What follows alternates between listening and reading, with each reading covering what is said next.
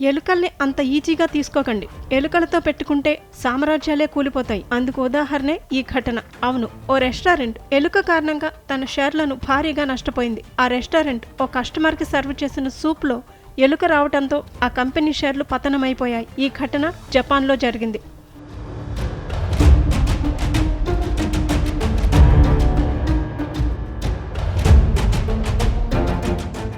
సాధారణంగా కార్పొరేట్ సంస్థల్లో నిర్వహణ లోపాలు బయటపడితేనో, ఆ రంగంలో ప్రతికూల ప్రభావం చూపే వార్తలు వచ్చిన సందర్భాల్లోనో, లేదా త్రైమాసిక ఫలితాలు సరిగా లేకపోతేనో ఆ కంపెనీ షేర్లు ఒడిదుడుకులకు లోనవుతుంటాయి. కానీ జపాన్కు చెందిన జెన్షో హోల్డింగ్స్ కంపెనీ షేర్లు పతనానికి తమ అధీనంలోని ఓ రెస్టారెంట్లో కస్టమర్కు సర్వ్ చేసిన సూప్లో ఎలుక పడటం కారణమైంది. వాస్తవానికి జెన్షో గడిచిన కొన్నాళ్లుగా బాగా రాణిస్తోంది.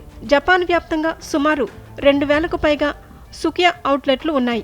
గత ఏడాది షేర్ 25% మేర పెరిగింది. ఇటీవల పెంచిన ధరల కారణంగా కంపెనీ మరిన్ని లాభాల్లోకి వస్తుందన్న అంచనాలతో దూసుకెళ్తున్న తరుణంలో దక్షిణ జపాన్లోని టొటోరి బ్రాంచ్లో ఓ కస్టమర్ తిన్న సూప్ బౌల్లో చనిపోయిన ఎలుక అవశేషాలు బయటపడటం ఆ కంపెనీకి శాపంగా మారింది. ఈ ఘటన జనవరి 21న జరగ్గా మార్చి 22న వెలుగులోకి వచ్చింది. దీనిపై జెన్షో సంస్థ స్పందిస్తూ వండేటప్పుడు పొరపాటున జరిగిన ఈ ఘటనకు తాము చింతిస్తున్నామని ప్రకటన చేయడమే కాకుండా ఆలస్యంగా వెల్లడించినందుకు గాను క్షమాపణలు కూడా కోరింది.